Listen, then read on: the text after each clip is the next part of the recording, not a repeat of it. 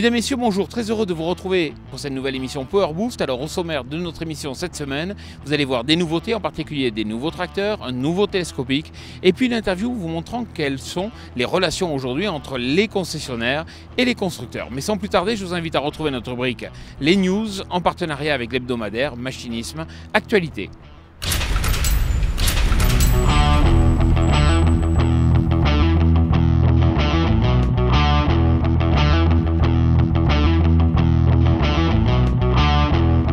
Power Boost, vous les avez dévoilés dès le mois de juin dernier puisque nous avions été les filmer à Lisbonne. Ça y est, ils arrivent, le 6115R, le premier est présent ici dans la concession Managri. Il s'agit d'un tracteur 4 cylindres avec un châssis court.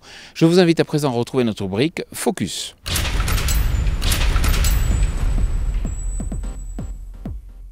Pour ces nouvelles générations de moteurs Ecomax répondant aux normes anti-pollution européennes et américaines Stage 3B ou Tier 4 intérim, JCB a préféré éliminer le filtre à particules et l'additif AdBlue.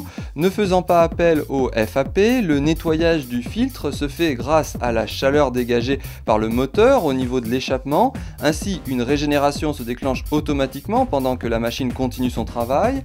Ces moteurs intègrent le système d'injection à haute pression à rampe commune porté à 2000 bar, un turbocompresseur à géométrie variable ainsi que la valve EGR pour le système de recirculation des gaz d'échappement refroidis. JCB a ainsi investi près de 100 millions d'euros et réalisé près de 110 000 heures d'essai avant d'équiper ses machines allant de 75 à 176 chevaux, notamment sa gamme de télescopiques à gris.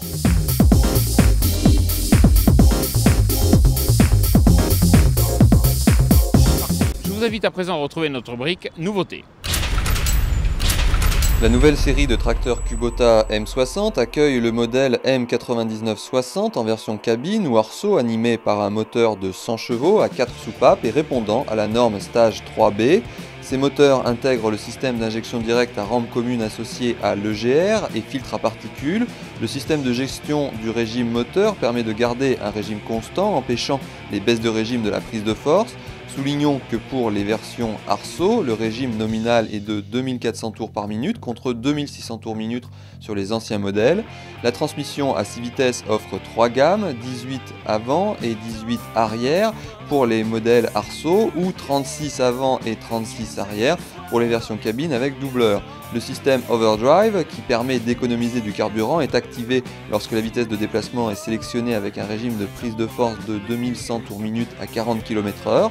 Kubota propose également le M9960 DTHL pour low profile avec un centre de gravité bas, d'un système de demi-tour rapide qui, dès que l'angle de braquage des roues avant dépasse 35 degrés, le B-Speed Turn assure une rotation plus rapide des roues.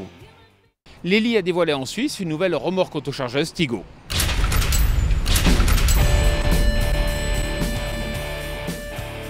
La nouvelle série de remorques autochargeuses Tigo XR de Lely se décline en 3 modèles, Tigo XR 65, Tigo XR 75 avec essieu tandem et Tigo XR 100 avec essieu tridem. Ces machines sont dotées d'une paroi avant inclinable et d'un système de chargement automatique variable.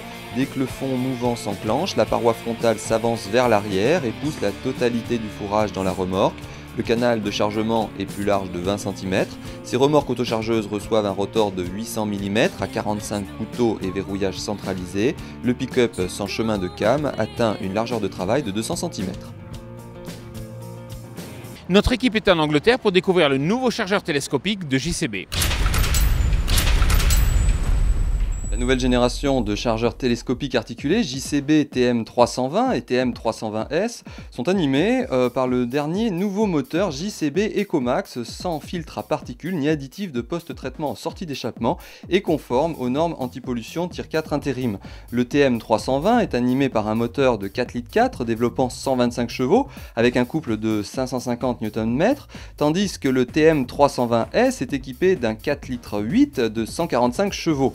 La transmission transmission dispose de modes permettant une sélection manuelle ou automatique des rapports. Le convertisseur de couple verrouillable est disponible sur les rapports 4, 5 et 6 sur le TM320 et sur les rapports 2 à 6 sur le TM320S, permettant une accélération plus rapide et une capacité de franchissement sans perte de puissance. Pour offrir un contrepoids plus efficace, l'essieu avant a été avancé de 50 mm, offrant ainsi une capacité de charge plus élevée, portée à 100 kg supplémentaires pour les deux modèles. La cabine plus large accueille un nouveau tableau de bord qui inclut désormais un affichage pour les débits hydrauliques auxiliaires. Toutes les fonctions de commande de la transmission ont été simplifiées et sont à présent intégrées au joystick principal. On remarque que la coupure de la transmission a été déplacée au niveau de la pédale.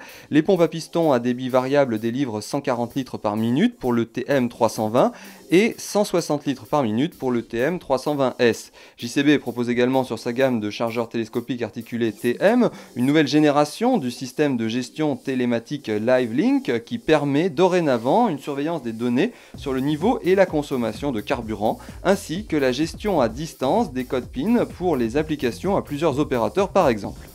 Chaque année, le CEDIMA, le syndicat des concessionnaires de machines agricoles, établit un baromètre pour mieux comprendre les relations entre les constructeurs et leurs concessionnaires. On écoute Alain Doucet, c'est le président du CEDIMA.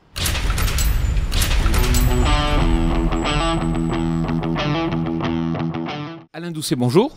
Bonjour. Alors vous êtes président du CEDIMA. Chaque année, le CEDIMA, donc le syndicat des concessionnaires de machinisme agricole, fait un baromètre qui permet de voir pour un tractoriste quel est le niveau de relation avec son concessionnaire, jugé par le concessionnaire bien sûr. Alors cette enquête annuelle vient d'être dévoilée. Quels sont les principaux résultats? D'abord, je voudrais dire que c'est la 9e enquête et que au fil des années, nous continuons ce baromètre, cet indice de satisfaction, qui est pour à la fois le concessionnaire et le constructeur un outil de progrès dans leur relation mutuelle.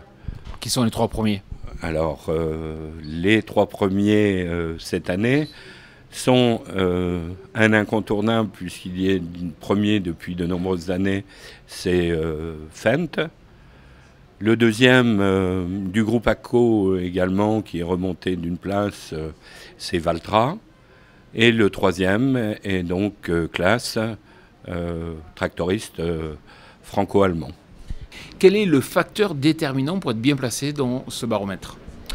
Je crois que cette année, on va découvrir qu'en fait, au-delà de la finance et des faits comptables, le facteur humain, quelque part, reprend ses droits. Et on verra qu'il y a des modifications dans les classements qui sont, pour une part, dues à ces changements dans les directions françaises ou dans les stratégies mises en place. Je pense que c'est un point important. Ça prouve aussi une fois encore que notre profession reste quand même une profession de contact et de relations humaines. Il y a une marque dont on parle souvent dans les réseaux, c'est la marque John Deere, effectivement en disant que c'est une marque qui demande beaucoup à ses concessionnaires et pourtant elle est classée en 4e position. Pourquoi ? C'est un peu ce que je viens de dire. Je crois qu'il y a des méthodes, il y a des stratégies claires. Bon, on adhère ou on n'adhère pas à ces stratégies, mais à partir du moment où on adhère, eh bien, on va certainement en retrouver des bénéfices quelque part. Et ce qui est vrai pour John Deere est vrai pour d'autres marques, dans le même sens ou malheureusement des fois dans le sens inverse. On le voit, donc les concessionnaires ont le moral, puisque vous avez mené une enquête donc, pour leur vision sur le second semestre 2012. Un des facteurs qui peut peut-être tempérer cet optimisme, c'est les délais de livraison. Et en particulier, il paraît qu'il y a des problèmes d'approvisionnement en matière de jantes. Alors, le facteur de délai de livraison, bon, c'est quelque chose de récurrent maintenant depuis 2 années, dû d'une part à la fluctuation des marchés, et d'autre part à la loi LME qui fait que les délais de paiement des stocks ont été réduits.